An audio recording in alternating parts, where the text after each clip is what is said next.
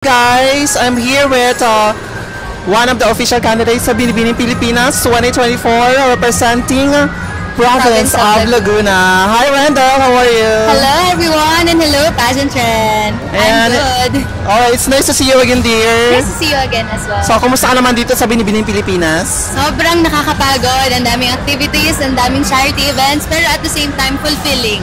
Sobrang sarap sa pakiramdam makatulong at gawin yung talagang gusto mong gawin and actually contribute to the whole community and for the betterment sa future ng mga bata. Ayan. And first, I would like you to congratulate for winning Binibining Laguna. Thank you so much! Ang galing-galing mo doon and naniniwala na talaga ako. You are not rejected but redirected, kumbaga, diba? Actually. Totoo. And destiny mo talaga to become Binibining Laguna 2024. Yes. And ayan, so we are here now at Charity Day ng Binibining Pilipinas together with the children. So, kumusta ang pakiramdam having with them? Sobrang saya. Actually, yung na-pair up kong bata, first year high school na siya, and sobrang saya niyang kasama. Nag-basketball kami, nag-billiards. Yung mga gusto ko nung bata ako, nakikita ko sa kanya. Kasi ako, nag-UAP ako with University of the East Women's Basketball Team. And siya din, gusto na din daw mag-try mag-basketball. Tapos sabi ko sa kanya, gusto mo ba makapag-aral at the same time maglaro? Sabi niya, sige ate, titingnan ko, pero gusto niya daw maging veterinarian pagkalaki niya. And ako sobrang natutuwa kasi sa murang edad, alam niya na yung gusto niyang marating sa buhay. Kung ano yung mga gusto niyang gawin, kung ano yung decision niya, kung pipili siya ng rides, kung sasakay ba siya. Hindi ko siya pinipilit. Nagkukusa siyang magsabi at mag-share ng mga bagay na gusto niya at nakakatuwa yun kasi ibig sabihin, pinagkakatiwalaan niya ako, pinagkakatiwalaan niya yung mga kasama nating tumutulong para sa kanila kasi itong event na to ay hindi lang para sa Binibining Pilipinas, ito ay para din sa mga bata na naghahangad ng mabuting kinabukasan para sa kanila at para sa kanilang pamilya. Wow! Well, talking to the childhood of course, any fun memories you want to share during your childhood?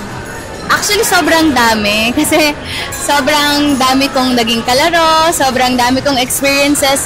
Pero yung pinakamasaya, yung simpleng pagkain namin ng halo-halo. Pagbili, pagkain ng halo-halo ng sama-sama, ng mga childhood best friends ko. Although, some of us ay may kanya-kanya ng inaasikaso sa buhay. Yung iba may pamilya na. Yung iba, nagpo-pursue pa din ng studies nila. Pero, looking back, sobrang nakaka-inspire at nakakatuwa na kahit sa maikling panahon, nagsama-sama kami and yun yung nararanasan ko ngayon. Nakikita ko yung sarili ko sa kanila. Ayan. So, another fun fact na gusto malaman ng ating Binibini fans.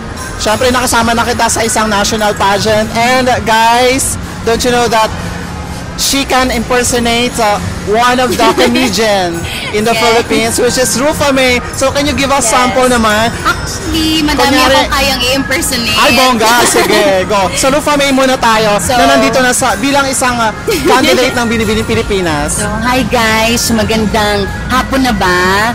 Go, go, go! Manood kayo ng Binibining Pilipinas. Maraming salamat. Alright. Who else? Actually, si Lindy yun, pero it's just a song.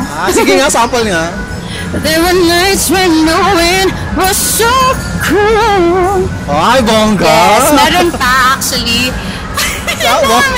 Wow, napaka-talented pala neto si Randall. Okay, go! So, we have also Justice Zaragoza.